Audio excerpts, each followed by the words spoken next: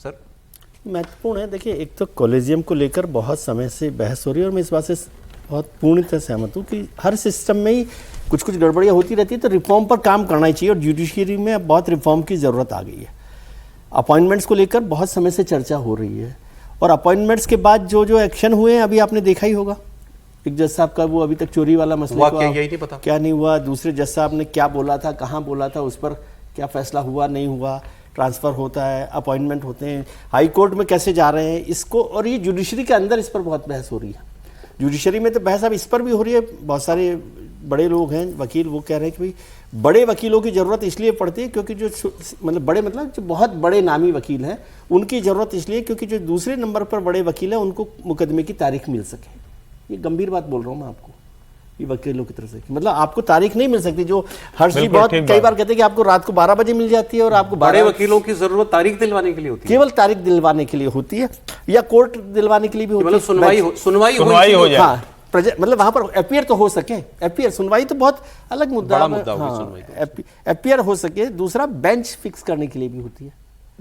ये सारे आरोप जुडिशरी के अंदर जुडिशरी के लोग लगा रहे हैं। हम लोग तो इसको इतना समझते ही नहीं है कि क्या हो रहा है, लेकिन सरकारें हिम्मत नहीं करती। मैं बहुत कड़े तौर पर ये बात कर रहा हूँ कि वो जुडिशरी से कन्फ्रंटेशन नहीं लेना चाहती। ये तो आते ही बिल लाए थे, लेकिन वो चला गया तो दोबारा भी एक्सरसाइज हो सकती थी ना, लेकिन वो नहीं हुई क्योंकि सरकारें जुडिशरी के साथ। जज साहब ने तो ये मानने से इनकार कर दिया कि क्या वाकई जजेस की नियुक्ति कर रहे हैं। नहीं, जुडिशरी कॉलेजियम का क्या मतलब है? नहीं, वो उनका कहने का मतलब शायद ये है कि वो आखिर में पास तो सरकार को ही करने होते हैं ना। नहीं, और सरकार कई बार बैठी रहती है लेकिन खत्म ऐसा नहीं करती कि सरकार ने कॉलेजियम के जो जजेज हैं वो इनिशियल पार्ट ऑफ प्रक्रिया में दखल नहीं दे सकती सरकार, लेकिन उसके इख्तियार में जितना है उसको वो डिले करती है। इसको थोड़ा सा अलग करके भी देखिए, जो सॉलिसिटर जनरल ने कहा सीईसी को मामले में अपॉइंटमेंट को, वो बिल्कुल अलग मुद्दा है। इसको दोनों ये पैरेलल्स नहीं है मेरे हिसाब से। नहीं, देखिए, संविधान ने इसकी बहुत स्पष्ट व्याख्या कर रखी थी कि जो जुडिशरी में अपॉइंटमेंट होगा वो कार्यपालिका करेगी। संविधान आज तक यही है। कॉलेजियम सिस्टम जुडिशरी ने डिवाइज किया।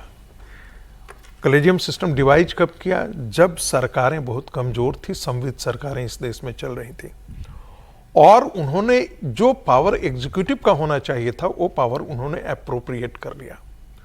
दुनिया के किसी भी बड़े देश में कोई हमें ऐसा समानांतर उदाहरण नहीं दिखता है जहां जुडिशरी को अपॉइंट करती हो। अब दीपांकर जी ने या किसी और जज ने कहा हो कि भाई क्या वाकई करती है, तो बिल्कुल करती है। और यहां तक जुडिशरी में और वकालत से जुड़े हुए लोग कहते हैं जी कि जजेज फिक्स कर देते हैं, उनको पहले पता होता है कि इनका बेटा इस दिन आने वाला है, ये कोर्ट में यहां से यहां जज से यहां सुप्रीम कोर्ट में एलिवेट होगा। आप जरा रंगनाथ मिश्रा का पूरा खानदान देखिए तो जरा, जस्टिस चंद्रचूड़ का खानदान देखिए तो जरा सा, नहीं तो खत्म, थोड़ी इंपॉर्टेंट बात हो जाएगी। तो ये पूरी जुडिशरी के अंदर एक रोग लगा हुआ है, और जिसे कह रहे हैं कि भाई जुडिशियल रिफॉर्म्स को आपने क्यों रोक दिया था? सीईसी में आपके दखल का मतलब क्या? आप जुडिशरी होने का मतलब बहुत ईमानदार है क्या? ठीक है सर। हम लोगों ने तो देखा है कि जुडिशरी के कैसे कैसे न्याय, साहबुद्दीन को भी बेल दिया था ना, इसी सुप्रीम कोर्ट ने दिया था सरकार। सारे हत्या के केस और मर्डर के केस होते हुए इसी सुप्रीम कोर्ट ने बेल दिया था। सर, जुडिशरी रिफॉर्म पे सरकार बाद में जाए, सरकार का इंतजाम ये कर दे कि कोई भी जज रिटायरमेंट होने के बाद कम से कम 10 साल तक किसी पद पे नहीं जाए, न वो राज्यसभा जाए न किसी संवैधानिक पद पे उसको सरकार बिठाए। ऐसी व्यवस्था कर दे तो भी व्यवस्था बहुत सुधर जाएगी। ठीक है सर, एक बार बता रहा हूं आपको, ऐसे तो नहीं कर सकती, अपना काम भी करवाए और ऐसे करे, ऐसे तो नहीं हो सकता। नहीं, आर्बिट्रेशन में कितने सारे लोग जजेज हैं, आर्बिट्रेशन में जो रिटायर तो फिर आर्बिट्रेशन में जाते हैं। अब मधुमक्खी का छत्ता छेड़ने की जरूरत है आपको, फिर बात निकलेगी तो कहां तक जाएगी? फिर इनकी प्रासंगिकता क्या रह जाएगी? प्रधानमंत्री मोदी ने जेनजी को सही राह दिखाने के लिए एक और प्रण लिया, वो आपको बताते हैं। एक मुहिम बड़ी शुरू की है उन्होंने। अगले 100 हफ्तों तक प्रधानमंत्री जेनजी के साथ मिलकर देश को नशा मुक्त करेंगे। युवाओं को ड्रग्स से दूर रखने के लिए प्रधानमंत्री ने एक मैराथन अभियान शुरू किया है, विकसित भारत संकल्प के लिए नशा मुक्त युवा। मोदी का यह अभियान 100 हफ्तों तक चलेगा। इसके जरिए करोड़ों युवा अलग अलग तरीकों से नशे के खिलाफ जंग छेड़ेंगे, जन जागरूकता अभियान चलाएंगे। प्रधानमंत्री ने आज इस कार्यक्रम में कहा कि नशे के दलदल में फंसा युवा न तो परिवार का कल्याण कर सकता है, न समाज का, न देश का। विकसित भारत संकल्प अभियान के लिए नशा मुक्त युवा,